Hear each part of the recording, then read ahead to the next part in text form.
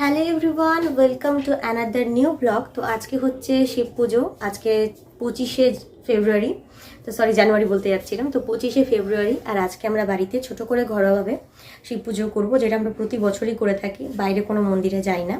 তবে হ্যাঁ, যখন বিয়ের আগে কুমারী ছিলাম তখন একটু এদিক ওদিক যাওয়ার শখ ছিল, তখন আমাদের বয়রা কালীবাড়ির মন্দিরে যেতাম। তো এখন ঘরেই করি। তো মা, আমি আর মামি আমরা তিনজন মিলে পুজো করব। তো পায়েল কিছু একটা অসুস্থতার কারণে করতে পারবে না। আশা করি যারা মেয়েরা দেখছো তারা বুঝতে পারছো আমি কোন অসুস্থতার কথা বলছি। তো যাই হোক, এখন আমরা তিনজন মিলে পুজো করব। তো পুজোর ভিডিওটা যতটুকু পারবো শেয়ার করব। আশা করি তোমাদের গোটা ভিডিওটা দেখলে খুব ভালো লাগবে। তো গোটা ভিডিওটা স্কিপ না করে দেখো। এটা হচ্ছে আমাদের ঠাকুর ঘর, আর এই যে আমাদের শিব ঠাকুর। এখানে আছে আমাদের বাড়ির কুলদেবী মনসা ঠাকুর, আর এখানে আছে আমার স্থাপন করা লক্ষ্মী ঠাকুর। মানে আমি প্রথম এ বাড়িতে প্রতিমা লক্ষ্মী স্থাপন করেছি। আর এটা হচ্ছে আমার ছোট্ট গোপাল। এখানে রয়েছে মা সরস্বতী, আর ভেতরে রয়েছে রাধা মাধব। আর এখানে উপরের দেওয়ালে রয়েছে হনুমানজি। আর এই যে ড্রেসিং টেবিলটা দেখছো, এটা আমার মায়ের বিয়ের ড্রেসিং টেবিল।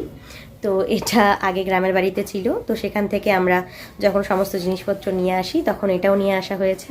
তো আপাতত এটা ঠাকুর ঘরেই আছে, কারণ ঘরে ড্রেসিং টেবিল আছে, তো এটার সেরকম খুব একটা প্রয়োজন নেই, তাই এটা ঠাকুর ঘরেই আছে। প্রথমে আমি ডেটটা ভুল বলেছিলাম। অ্যাকচুয়ালি আজকে যখন পুজোটা করছি তখন ছিল 26 তারিখ। আর তোমরা ব্লগটা দেখছো, একটু ভিডিওটা পোস্ট করতে দেরি হলো, কারণ আমার হাজব্যান্ড অলরেডি দিল্লির জন্য রওনা দিয়েছে। আর এখন আমি শিব ঠাকুরের আসনটা সাজাচ্ছি 5 রকম ফল দিয়ে, হুকো দিয়ে, সমস্ত কিছু দিয়ে, মানে যা যা দিয়ে সাজাতে হয় আর কি। মানে পুজোর স্থানটা টোটালটাই রেডি করে নেব। আর মা, আমি আর মামি মিলে পুজো করব। তো গোটা ভিডিওটা দেখো, আশা করি তোমাদের সকলের খুব ভালো লাগবে। আর কারা কারা বাড়িতে শিবরাত্রির ব্রত করেছো সেটা সবাই কিন্তু কমেন্টে লিখে জানিও। আমি কিন্তু সজলা করেছি, নির্জলা করতে পারিনি। আমার মা সফলা করেছে। তো নির্জলাও করা যায়, সজলাও করা যায়, সফলাও করা যায়। মন থেকে ভক্তিটা দেওয়া নিয়ে কথা। কারণ আগে আমি নির্জলা করতাম, কিন্তু এখন নির্জলা করতে গেলে কী হয় বলো তো, ডিহাইড্রেশন হয়ে যায় প্রচণ্ড, আর একদম থাকতে পারি না, মাথা ঘুরে ওঠে, তো শরীরটা আর কি কুলোয় না। তো ওই জন্য ভাবলাম সজলাই করি, আর যখন আরও বয়স বাড়বে তখন মায়ের মতো সফলা করব। এখনও আমাদের পুজো শুরু হয়নি, কেবল পুজোর জোগাড় করলাম, মানে ঠাকুরটা রেডি করে নিলাম, ঠাকুরের আসন সাজিয়ে দিলাম। যে সমস্ত কিছু দিতে হয়, গোটা গোটা ফল 5 রকমের, তার সাথে ফুল দিয়েছি, ঠাকুরের হুকো দিয়েছি, গাজা দিয়েছি, তার মধ্যে লাল কাপড় দিয়ে বেঁধে দিয়েছি। তারপরে হচ্ছে ধুতরা ফুল, তারপরে নীলকণ্ঠ ফুল, সমস্ত কিছু দিয়ে আসন রেডি করে, দুধ টুধ সমস্ত রেডি করে রেখেছি, যেগুলো ঢালবো আর কি। আতপ চাল, ঘি, তারপরে মধু সমস্ত রেডি করা আছে। আর এখানে মা এখন ধুনো জ্বালাচ্ছে। একটু পরে মামি চলে আসবে, তারপরে আমরা পুজো শুরু করব। আর এই পঞ্চপ্রদীপটাও এখনও জ্বালানো হয়নি, অপেক্ষায় আছি, যখন পুজো শুরু করব তখন জ্বালাবো। বাড়ির বড় যেহেতু মা, তাই প্রথমে মা পুজো দিচ্ছে। অ্যাকচুয়ালি মামির দেওয়ার কথা, কারণ মামি সবার বড়, মায়ের থেকেও বড়। তো তবে মামির আসতে একটু দেরি হলো, তাই ভাবলাম যে মা প্রথমে পুজোটা দিয়ে নিক, তারপরে আমি দিয়ে নেব। তো মা প্রথমে পুজোটা দিয়ে নিল। আর খুব শর্টে আমি মানে ফাস্ট ফরওয়ার্ড মুড করে দিয়েছি, স্পিডটা বাড়িয়ে দিয়ে দেখাচ্ছি। আর আমার বর এখানে শঙ্খ বাজাচ্ছে। আর এখানটায় আমি ঘি, মধু, তারপরে যেগুলো আতপ চাল আর দই আমাদের আনা হয়নি, আনতে ভুলে গেছিলাম, তো সেগুলো দিয়ে গঙ্গা জল, দুধ, জল দিয়ে এখন শিব ঠাকুরকে স্নান করাবো। তারপরে হচ্ছে প্রণাম করব, আরতি করব। তো সমস্তটা দেখো, আমরা ঘরোয়াভাবে নিজেদের মতো করে ছোট্ট করে করছি। তো যদি তোমাদের ভিডিওটা ভালো লেগে থাকে তাহলে অবশ্যই একটা লাইক করো, আর তোমাদের ফ্রেন্ডস এবং ফ্যামিলির সাথেও শেয়ার করতে পারো। আর আগামীতে কিন্তু আরও নতুন নতুন অনেক ব্লগ আসবে। তো ব্লগটা গোটাটা স্কিপ না করে দেখো, আশা করি তোমাদের সকলের খুব ভালো লাগবে।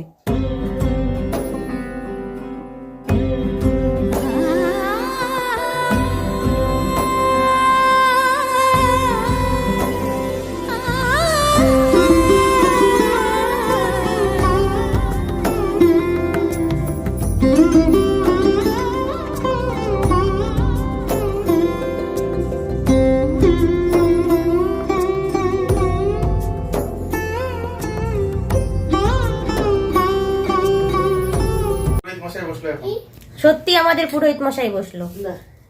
নাও কাছে যাও, কাছে যাও, নালে পড়ে যাবে, কাছে যাও। হ্যাঁ, তুমি কোথায় দিবে?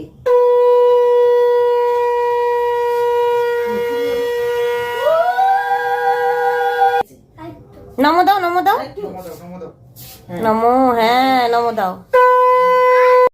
পুজো হয়ে গিয়ে সবার প্রথমে মাকে প্রণাম করেছি, এখন বরকে প্রণাম করছি। মা যেহেতু ওদিকে কাজে ব্যস্ত ছিল তাই সেই সময় আর ভিডিও করা হয়নি, আর বরেরটাই ভিডিও করা হয়েছে। পুজো দিয়ে এখন আমি কিছু খেয়ে নেব। তো কি খাবো, ভাত তো খাবো না, তাই ভাবলাম যে লুচি করা যাক। আর শুধুমাত্র শিব পুজো নয়, লক্ষ্মী পুজো আর শিব পুজো এই দুটো সময় আমরা পুজো শেষে কিন্তু লুচি পায়েস এই দুটো করি, মানে এটা আমাদের ম্যান্ডেটারি। এখানে আমি লুচিগুলো বেলে দিচ্ছিলাম। আটাটা ময়াম করে মাই রেখেছিল, আর এই আটাটা কিন্তু দই দিয়ে ময়াম করা হয়েছে। আর বর আমার ভিডিও করে দিচ্ছিল।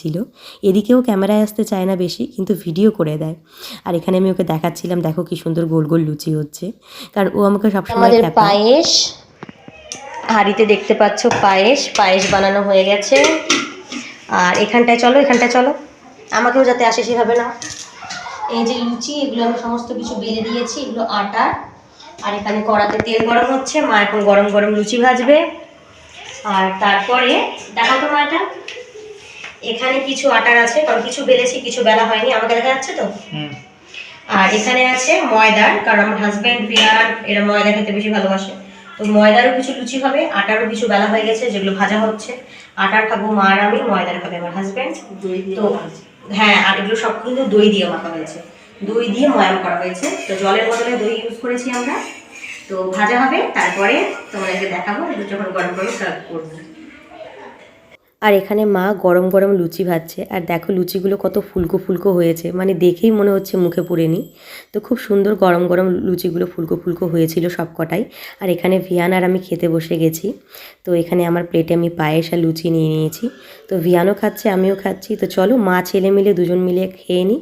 আর ভিডিওটা আজকে এখানেই এন্ড করব। ভিডিওটা যদি তোমাদের ভালো লেগে থাকে তাহলে অবশ্যই একটা লাইক করো, আর চ্যানেলে নতুন হয়ে থাকলে চ্যানেলটা সাবস্ক্রাইব করতে ভুলো না। আজকে এখানেই রাখছি, দেখা হচ্ছে পরের কোনো ব্লগে। বাই। আর এখানে দেখো ভিয়ানও তোমাদেরকে বাই করছে। সবাই সুস্থ থেকো, ভালো থেকো, বাই।